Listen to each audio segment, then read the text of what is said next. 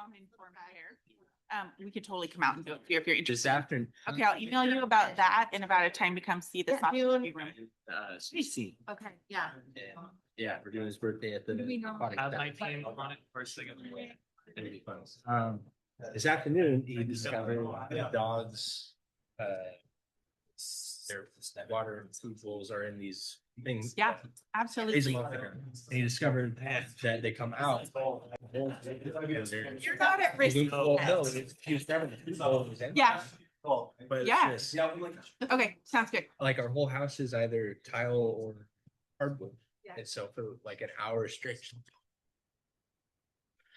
Oh my gosh. Can I tell you? So My we're son gonna- is 7 and that still hasn't adopted. Basically.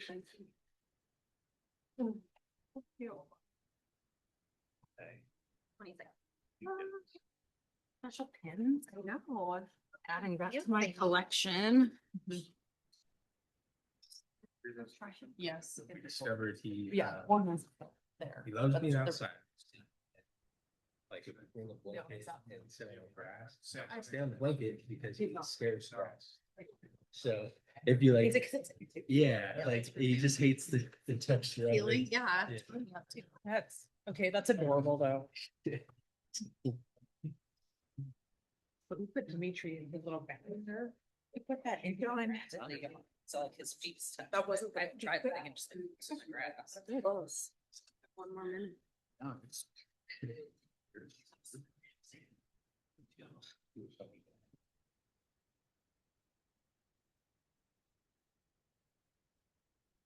Who was on? I don't know. Get that on my head. Here, right from- Is it 6 o'clock, Shelley? No, 5:59. We're all ready.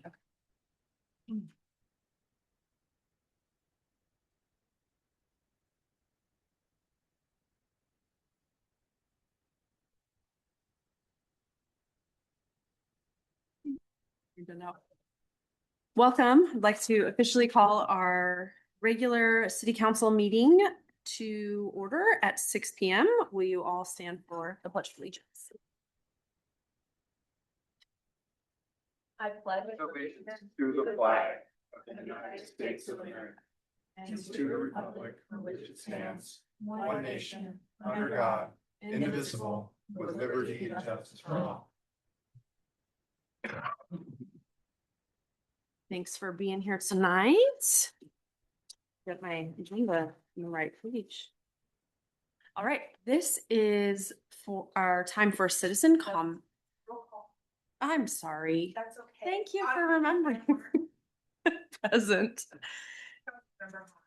Present. Councilmember Bartel, Present. Councilmember Long, Here. Councilmember Lazara, Here. Councilmember Dillon, Here. Councilmember LeBlanc. Present. I have received a request for Councilmember Postuma to be excused for the meeting tonight. So moved. Second. A motion and a second to excuse Councilmember Postuma from the meeting. All in favor? Aye. Any opposed? Right, now is the time Fair. for, Really yes. quickly, before we jump into citizen participation, make a motion to amend tonight's agenda to remove the 3 resolutions and add a proclamation as a motion. Second. There's a motion and a second to remove the 3 resolutions and add a proclamation. Those in favor? Aye. Any opposed? Wait, I have a question. I have a lot Yes. of questions. Why are we removing the well roof replacement and the well? That's a good question. Yeah. The wells are being removed for further clarification on the bids. Okay. Any other questions? In the grant. Based on finance review. It needs more time So we're gonna miss the grant deadline completely. for this grant. Yes. So we don't want to move forward with it just to figure out the finances.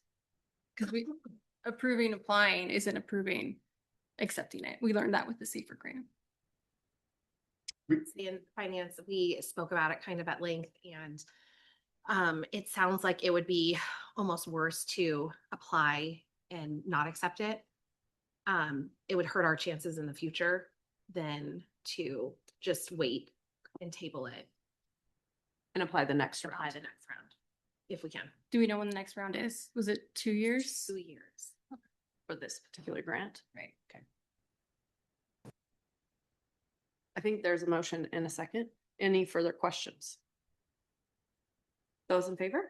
Aye. Any opposed? Or abstain? Abstain.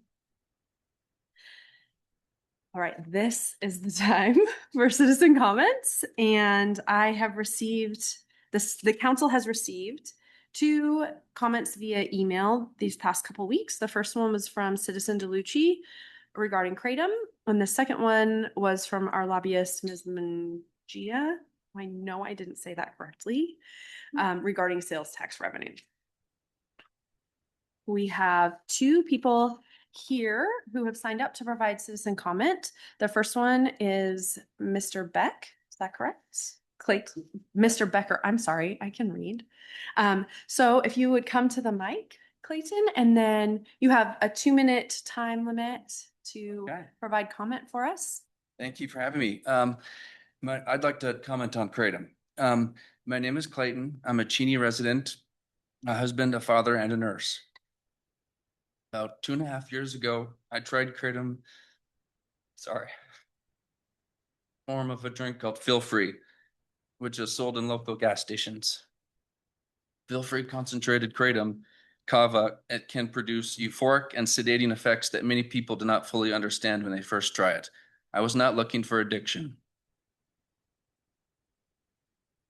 I had a good family.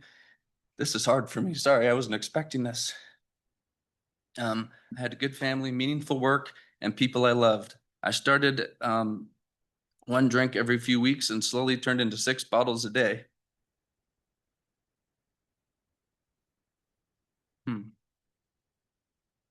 Within 10 months of trying Kratom, I ended up in drug rehab.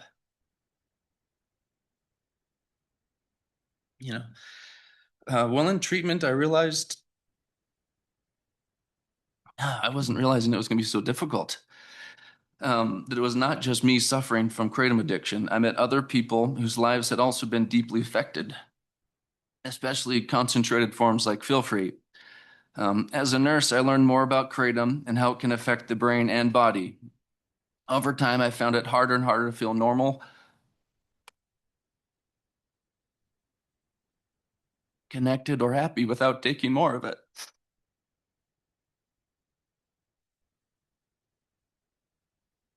I believe adults should have the freedom of choice, but I also believe our community deserves honest awareness and protection from products that can take hold of people's lives while also being marketed as harmless social tonics or wellness drinks. I don't want my children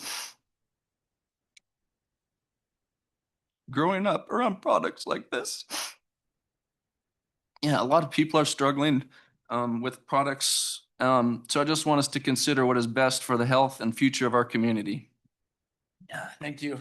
Wow, that was difficult. I didn't realize, but Thank you for your time. sharing. Thank you, Clayton. We appreciate that. Miss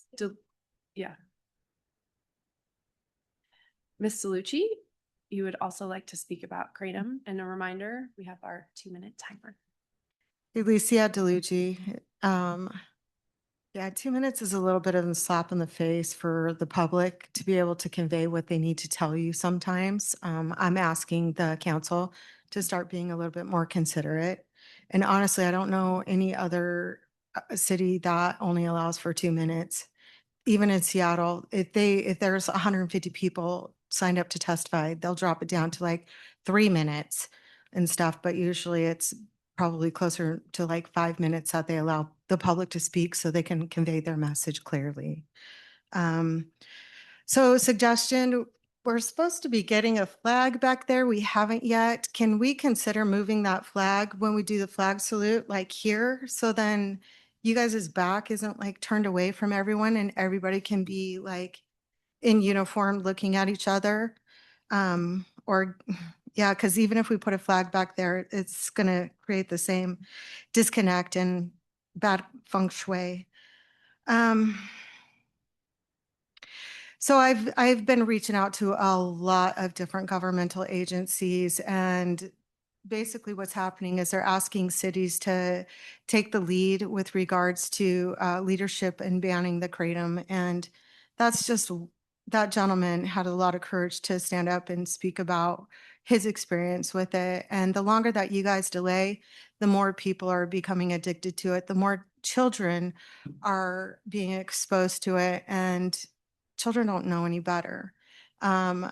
So I'm asking for you guys to quit kicking the can down the road and quit playing putt golf, because I take care of national and international defense. And if I do that, I'm jeopardizing you guys' lives. And I'm not going to be able to stay for this meeting, as a matter of fact, because I've got to take care of some of that stuff tonight. And I have a meeting with the White House tomorrow with regards to a couple of toxic blowups that have occurred in the state of Washington and California. So if you guys, Okay. it's politics, but when your own safety people, your police officers, your fire department, Final and your thoughts, first please. responders are telling you that this is an issue, they're the ones on the beat. You should take them a little bit more serious than Okay. what it appears you guys are. Thank you Please so and much. thank you. Thank you. All right. Do we have any online comments? Can you, either of you see them? Okay. Doesn't look like it. All right. So we will move to the. Oh, there is. Okay. Michelle Thompson, can you hear us?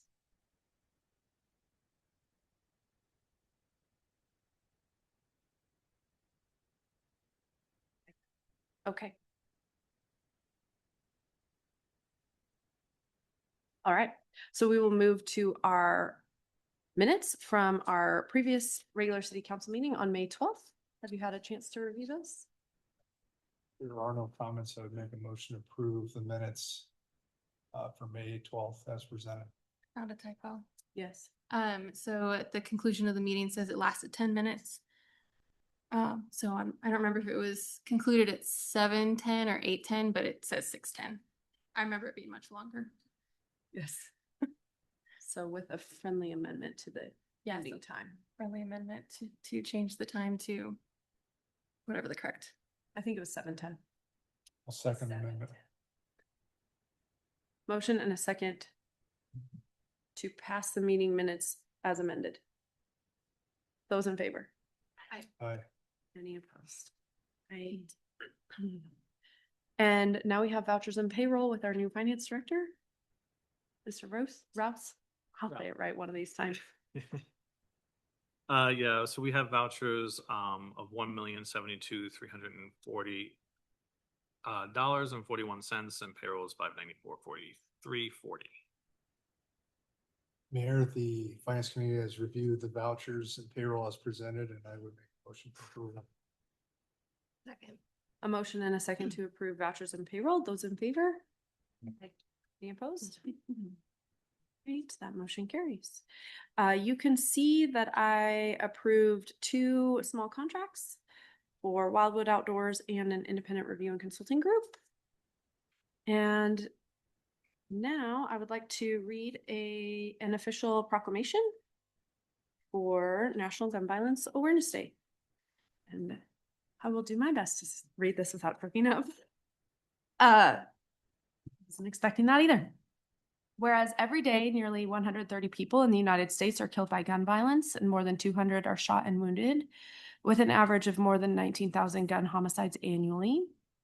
And whereas gun violence has devastating impacts on individuals, families, neighborhoods, and communities across the nation, leaving lasting emotional, physical, and economic consequences.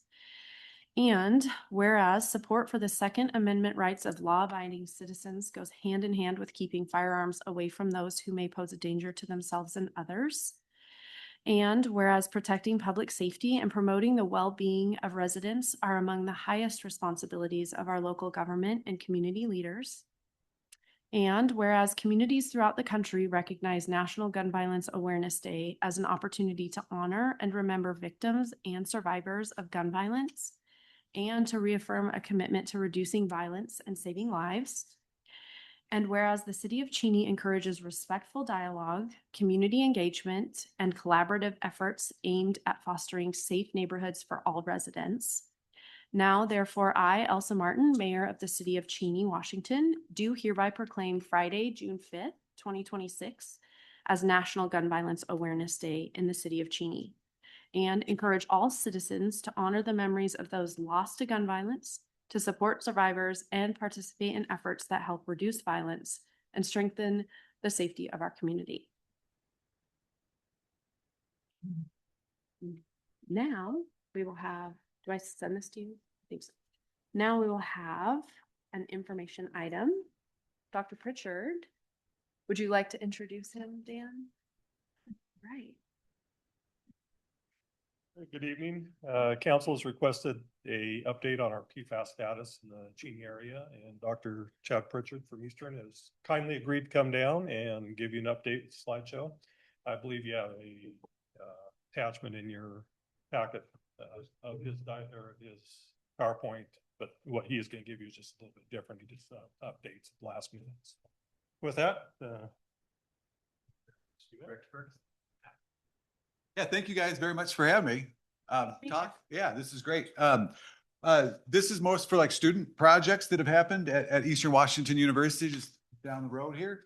And this was based upon a request by some folks in Cheney. We had previously done a larger West Plains project for the last 2 years, a $500,000 project. And we sampled one well down gradient and it was a little bit hotter. So we got some money from Eastern, from the foundation, and then also the provost office to go out with students and sample groundwater at some residents where people were concerned. And I just used a boilerplate slide. I think it's supposed to be topographic, if you're curious about what that is. I think it's a river. Area. Okay. And we work with Sydney Ferguson as well. So she's the student and she's unfortunately not in town right now. It might not be working. Shelley, can you go to the next slide? Oh, unless it's okay. Oh. What do you got? So that's one. Okay. So why are we studying PFAS while we're out here? It's a human-made product. And you can see from the structures on the very top there, it's got, it's like essentially a hydrocarbon, but we took the hydrogen off and put fluorine on there. So it's super duper waterproof and super duper resilient. That's why they call it a forever chemical, because it takes a long time to break down. And it's really, really helpful in firefighting material. It's really helpful in Gore-Tex, waterproofing agents, Teflons, and all sorts of material. It was actually developed, oddly enough, at Hanford, or for Hanford, for the synchrotron, trying to get atoms to stay on course at really, really high temperatures. So Teflon was the gasket they used. But unfortunately, this has gotten into our environment. For these exposures that you can see on this, it says bioaccumulation. That's usually in soils or like at the bottom of a lake. There's groundwater contamination and household exposure through water as well. The main reason we focus on water because it's in the Safe Drinking Water Act, and that's something that can legally be fixed, and money can be gathered for that reason. However, because it is hydrophobic or scared of water, as that says, it actually adheres to soil for the most part. So in much, much higher quantities. All right. And then the next slide will go into about this. Some of them are actually regulated by Washington State. Oh, and there are health effects there too. Thyroid, high cholesterol is a really big one, kidney, and potential cancers and stuff. At really low levels. If you look off to the right side of this slide, you can see that the new standard right now for PFOA, a type of PFAS, and PFAS, another type of PFAS, is 4 parts per trillion. Does anybody know how much 4 parts per trillion is? That's ridiculous. It's like 4 cents in $1 billion. If you think that have a lot with 4 cents in $1 billion, it's a very, very small quantity. So that means it causes some issues. This slide is a little complicated, but it's our student Jerusha Hampson, who's worked on the West Plains PFAS project for about 3 years, ever since she came right on. I'm starting to publish a paper, I think. Put all together some of the different types of PFAS that we have. And the highlighted ones there, PFOA and PFOS, are the ones the federal government is going to continue to regulate. They might be getting rid of PFHXS and PFNA. That was a request by the administration right now. And then this HFPDPO as well. The main point of this is that there's a lot of different types of PFAS. We made them to have different lengths for their different properties to some extent. And that we have regulatory limits that are pretty darn low. Okay, here is a table, because I'm a science professor. I've got the elbows patches here to show you that. No, I'm just showing. I just have a table right here. The first two are samples that were taken by the city of water well 5. There was a big surge to test all of the municipal waters in 2020, 2021, following the 2020 or 17 findings at Fairchild Air Force Base. Those first two kind of show you that there's, PFAS and PFOA, 30 to 7 parts per trillion. At that time, the regulation was sort of a standard of 70 parts per trillion for PFAS and PFOA combined. And so that's what the base was kind of working on. But you can see as with more research has been brought down to 4 parts per trillion. The next numbers are going to come from a study by Esvelt and Budinger, which I was lucky enough to be there and see some wonderful folks from the city there as well, sampling water from Cheney Water Well 5. And so we can go on to the next slide right here. And so here's that Cheney Water Well 5 that we have. This is sort of our interpretation of the well in the center of it. I just realized that's really cluttered. Sorry about that. I'm used to having that. That Cheney Water Well 5 kind of shows you the depth of the well as you're going down. We have an upper basalt layer, so hard rock, that boring black rock that we see everywhere around here, basalt, 16.3 million years old. And then below that is a sedimentary layer. And then below that's the Grand Ronde, a couple of different layers of basalt. And that can be up to a couple thousand feet thick in some areas. If you go down to Tri-Cities, you have miles of this basalt layer. That's where we're getting our water for the most part, for most people that have private wells. If we keep on going, this well actually continues to 2,134 feet depth, and it goes into a granitic layer. They kept on going for a long time. And we're lucky enough, and I thank the city, past collaborations with a lot of different faculty has been awesome. And we still use this well, the cuttings from this well on the core log in publications. We just published one in Earth and Planetary Science Letter a couple of years ago. But the point is here too, that we have a graphs on the left. And when they were pumping that, if you wouldn't mind pressing that button, Shelley, I'd appreciate that. If you press it one more time, I messed up. We can have a water level here. So you see that little triangle there, it kind of shows you the water level is about 2,200, 2,100 in that sort of range of elevation. So it looks like from the top of the well, it's about 200 feet down.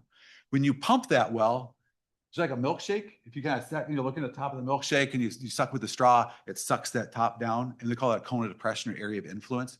And we can see that in this pump right here, the pump test from Budinger and Esvelt, where the water level is up about 2,100, then drops down to about 1,800. And then they're going to sample that 1, 2, 3, 4. So there were 4 samples of PFAS that were taken. And what's kind of interesting about those in the graph, in the tables you can see right here, is the PFAS values actually rose quite a bit as you pump material down. And so we think what's kind of happening is that well is pumping and it pulls down, and it'll actually start pulling down shallower groundwater from the area. And that's going to stuff that has PFAS. It gets higher and higher as you pump it till it gets to like a threshold there. But we can see that it goes up to PFAS, or the PFAS goes up to about over 60 parts per trillion. So it gets pretty high when you start pumping on that well and bring it down. I also pointed this here, it's called 6.2 FTS, which is a really long chain of PFAS that we only find next to sources. So at Fairchild Air Force Base, wonderful, I completely support Fairchild Air Force Base. I live down the street from them. And that's what we find in huge amounts is 6.2 FTS. It tends to break down. That's one chemical that will break down. We also find that at Spokane International Airport, and we find it at another station up north and over by not Liberty Lake, up Airway Heights, of course, our compadre from up north. Sorry, I'm from Medical Lake, and I'm thinking differently sometimes. Okay, anyway, 6.2 FTS. So the presence of that usually kind of is a little red flag that the source is nearby, is what I'm getting at there. So what we have this well, we're pumping the water down, and it increases, and we're bringing these long chains. So we think that the source is nearby. So if we go to the next slide. What the class did, we tried to figure out the groundwater flow level. Where is this water going to be going from Cheney Water Well 5 as it continues to flow? And so there's our map. We can see Cheney. We're going to kind of go down to West Cheney. And we use different water levels in different well logs that you can get on the Department of Ecology website. And we use the interpretive upper basalt layer and lower basalt layer and try to map that out. And this is the bottom of the Wanapum basalt, that shallow basalt. And so you can see it generally is going to, the contours of the groundwater head go down to the southwest. And so groundwater is going to follow perpendicular to those contour lines. Water always goes downhill, right? And so that water is kind of coming down there, and we're going to start to see the Lance Hill Road, Millenix Road, Ponderay. My French is not that good. That goes in that sort of direction. And so that's the location where we talked to some folks, and they were concerned about PFAS in their water wells. So, and there's some students right there sampling some water. We sampled it for 2 summers and then kind of picked, Cheney in there just because there was a concern. And so we'll go to the next slide if that's okay. Thank you, Shelley. And so what we did was kind of took the results from some of the shallow wells that we used PFAS, as you can see in those other slides, was kind of the main player. And this is also exactly what we find in Fairchild Air Force Base and Spokane International Airport and up north as well. You can see some levels in there. So we'll get to like 2 parts per trillion, 4 parts per trillion, 17, 3.8. So a couple of those are up, at the drinking water standard. And those are also going to be shallow wells. So wells that are less than 100 feet deep. So these are private wells. The deeper ones are the lower values or non-detect generally actually non-detect if they're into the lower basalt aquifer. So if you click that, you can also see that plume kind of looks like it might be going to Long Lake there, not Long Lake on Spokane. That trips out everybody that I've talked to about this. It's in Turnbull. And so our Environmental Science 100 class went out there and sampled that. Shelley, if you could click the button, we have our sample results right here, and you'll see that there's actually no PFAS in that water, which is great. What we actually found was PFBA at about 6 parts per trillion. And oddly enough, that's what we find in the rain. So as we have a wetlands expert right here, this is a littoral pond, and it just bioaccumulates this PFBA in the pond. So the Turnbull is actually not being affected. I thought that was a positive thing if the model is working correctly. Yeah. And that was permitted. We got a permit from them to go out and sample it, and the students had a great time. Go to the next slide. So this is kind of what we expect is kind of happen. This is Jimi Hendrix came up and chopped the mountain down the side of his hand. You're looking right at the side view right here where we have an upper basalt and then a lower basalt layer. The wells that have red or pink on them are contaminated. The wells that are white are not contaminated, non-detect. And so we can see that the shallow groundwater is probably the stuff that's contaminated. And then the deeper aquifer where it accesses the deeper wells is not contaminated. This is great. In the West Plains, by Fairchild and Spokane International Airport, there are all sorts of paleo channels and fractures and all sorts of unlined wells, and the water is just going everywhere. It's really hard to model. This is beautiful as far as the model concerns. And it also tells us that we could tell people, hey, if your well is shallow, we might want to test it and get a filter. And so the people that we did test and got a result back that was higher, they got a free water filter from our interim under the sink filter from the Department of Health. And we're working on the PFAS task force with wonderful Mr. Ferguson there to try and get permanent at the well filtrations free to residents as well. But we have to get those results to the county and for the most part. And then you can see the older bedrock right here. Another big question that comes up is why isn't it from Fairchild? And that's because you have these wonderful hills in your area. These are all really, really old rock, and they have very, very low hydraulic conductivity, so the water can't flow through them. They're like granites and really high metamorphic rocks. 1.5 billion years old. Sorry, we just shot some zircons with lasers recently.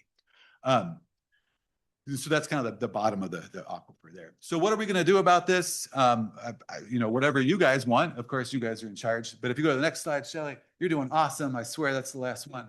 The future plans are to work. We were trying to talk to some of the folks in City of Cheney and then also with Fire District 3. And everybody seems agreeable that if we can get funds that we'd be able to sample some soils.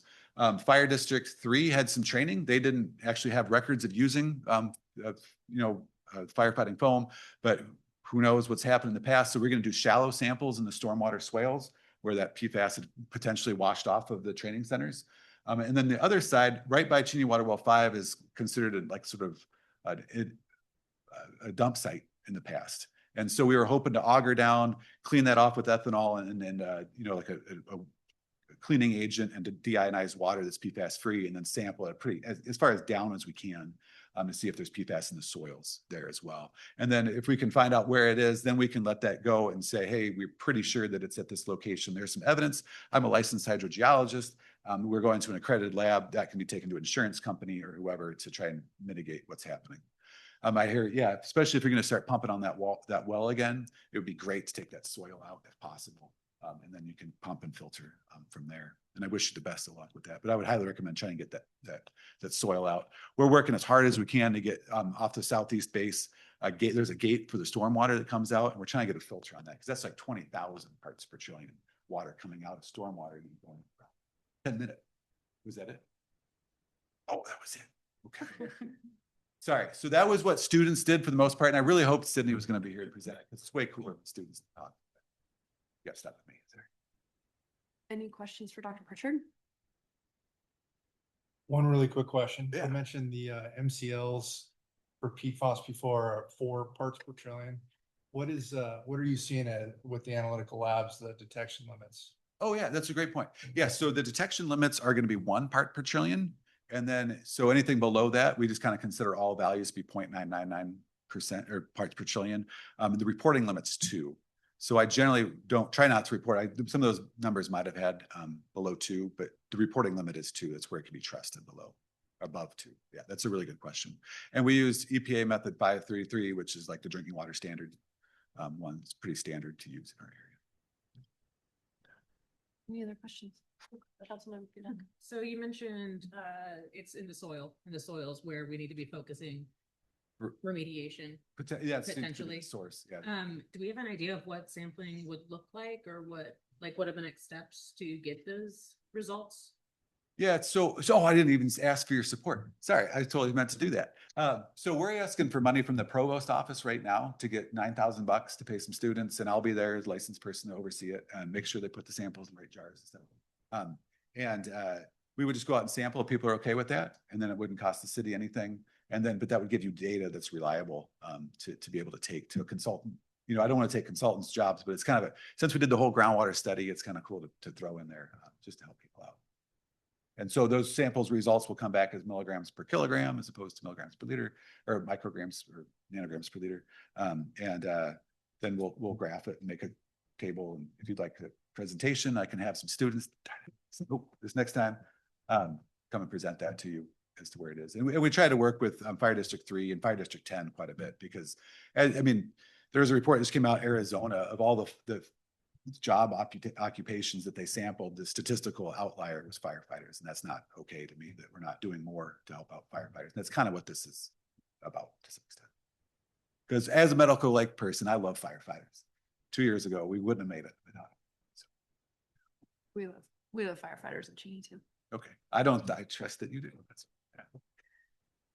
Any other questions? Okay, Thank thank you. you very much. Thank you. Thanks.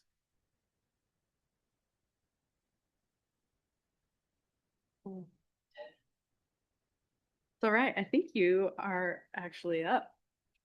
Oh, wait, no. Compensation ordinance, I believe is the next thing. We don't have any appointments, and we removed 3 resolutions. Question. Yes. When I asked for an update on this, I thought Dan Ferguson would be also filling us in on stuff. Like where we're at with the grant, what the deadline is for the grant. Do you have any information? Do you want to do that now? Yeah, I give Just you. a quick and dirty. Yeah, just quick. Our Department of Health grant technically expired last year. We reapplied with them to get that extension, which we have done. With that, we put together a scope of work. Currently, the scope is to continue investigation of treatment processes that could potentially be applied to well 5, and then on down the road towards construction and final implementation of the filter system in the future, 2028 being the end of the deadline, if we choose to put that well back on. Right now, our water production is adequate without it. So trying to figure out where we are and where we're going in the future with our needs is kind of critical to spend on that. It's the best resource, whether to filter that or look at new well or we do have the grant, and we are working with SL Environment alternative treatment process. Before you leave, does anyone else have other questions? So that brings us to our ordinance, which is ordinance Z4, compensation ordinance. And I believe. I'll start, Mayor. Do you? Yeah. Do you want to, is your mic on? I don't know. Okay, It great. is. Then you're good right there. Mic's on. Good. Okay. Thank you. Ed Meese, City Administrative Officer for the City of Cheney. And so ordinance Z-042026 compensation ordinance. This is an amendment that was put forward by Parks and Recreation Director Curley for the purpose of extending our pay range for our seasonal employees in the Parks and Recreation Department. The idea is that when we have staff that are returning back on subsequent seasons, this allows us to provide some additional incentive to get them to come back year after year. makes us a little more competitive in the marketplace for those employees and potential applicants. So Mr. Curley, is there anything else you would add to that? Yeah, so basically, yeah, thank you. Will you come use the microphone? Thank you. I know you love being. I don't think I can say anything better than that. That was a good tee up there. But basically, yeah, the way it was currently in our ordinance is minimum wage. And so they're like our pool cashiers, for example, make $18.33 an hour, which is $1.20 more per hour. And then goes up to $20 for like our recreational staff for our before and after school program, a summer camp program. And so again, just gets it more competitive so that we can attract better candidates. And then like Mr. Meese said, some of these candidates, some of these workers that we have invested multiple years in training for like how to use equipment and how to, add value. This just is a better way to get them to come back. So. Are there any questions? Are you looking for all 3 readings tonight? Yes. If that would be the council's agreement, we would certainly accept that. Sure. I have no objection to that.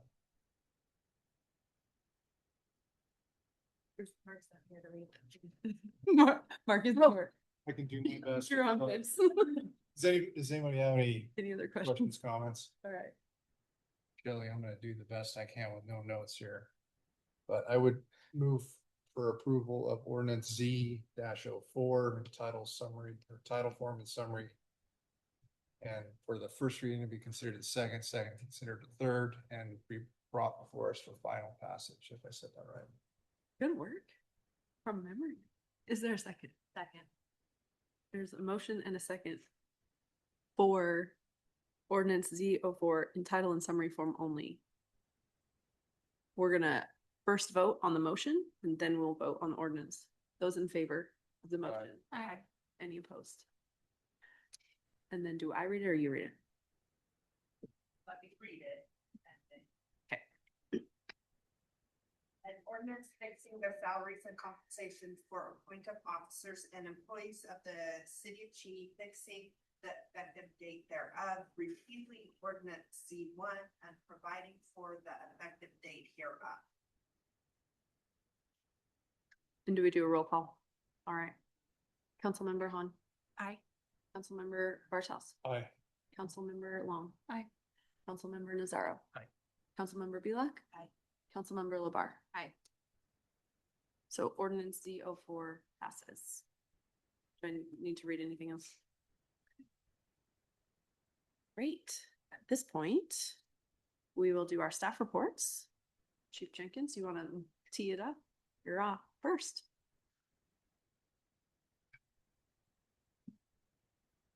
Shelley a minute here to work her magic. So the mayor asked me to put before you this evening just one quick slide, but not last Saturday, but the Saturday before that, we did our inaugural smoke detector blitz with the American Red Cross. As you can see, we had about 24 workers out there, plus the duty crew with the fire department with a bunch of American Red Cross folks. We went to a bunch of homes, and I would say out of the 3 areas that we targeted, 50% of those folks actually answered their door when we knocked. And in the 50% that answered their door, probably about 50% of those folks entertained us to come inside and actually switch out smoke detectors, which was a requirement for the American Red Cross. I was under the impression that we could hand them detectors if they didn't want us to come inside, but Red Cross wanted us to actually physically install them. Smoke detectors are $50 to $75 for these nicer smoke detectors nowadays. So Red Cross said it was extremely successful. We reached 100% of our goal, or their goal, that they had achieved for us. And you can see sort of some of the statistics that we had there on the board. But it was a great event, and weather cooperated for the most part. Thanks. End of my report. Any other staff reports? Excellent. Mayor's report. This is the time of year where we're getting things are getting really busy in the best of ways as summer comes. And so I would like to invite all of you to the Friends of the Pool celebration that they are having on June 4th here at our aquatic center. It's a adult only event fundraiser. And if you want to contribute to some swimming lesson scholarships or to the pool fund in general, it would be a great opportunity for a date night. So I would love to see you there. And you can hop over to the Cheney Parks and Rec website or their social media to buy a ticket. But that would be my only thing this time. So we'll start on this end this time for our council reports. I don't have anything. Let's see. I just want to say thank you, Dr. Pritchard, for coming tonight to share that. I think that's one of the things people didn't understand or people don't fully understand about this PFAS issue is that everybody assumes that it's in the water because it wants to be in the water. It's in the soil. And that is what I think the big key takeaway should be from tonight's update is that this is on the surface and we have to address it because if not, the rainwater is going to continue to pull it down. And even if we don't use this well, it's in the soil, it's going to show up and we're seeing it pop up southwest of town, which is where that water's flowing. So it's good of us to be good stewards of the water, good stewards of our resource, and good stewards to our community to make sure that we are being proactive about this and that we are using the funds and resources to the best and most efficient use possible. So thank you for your time tonight. I really appreciated that update. That's it. That was a wonderful presentation. Thank you for coming and welcome to Ed. Thanks for being here. Thank you for having me. It's been a busy 6 days so far and I'm enjoying it. Thank you very much. Councilman Moore? I don't have anything fancy tonight somehow. But I also want to welcome Ed. Definitely appreciate having you on board. I want to say I really appreciate the public comment tonight from local residents on the Kratom topic. And then also Dr. Pritchard, it's always a pleasure and you make me wish I was a geologist. So thank you for being here. Councilman Bartel? I would also echo one of those sentiments, and I know Todd is with us in spirit here. I think Todd is on, and this will be his last council meeting working, and he's done a tremendous job, obviously, in this interim phase. So thank you again, Todd. I hope he can hear us. I hope he's on there as T. Yes. Thank you. Councilman Moore? Same. Thanks to Todd. Welcome to our new folks. Thank you for the presentation. I don't have any updates. Right. It is 6:40 and I will adjourn our regular city council meeting. It was concluded. Concluded. Thank you for coming.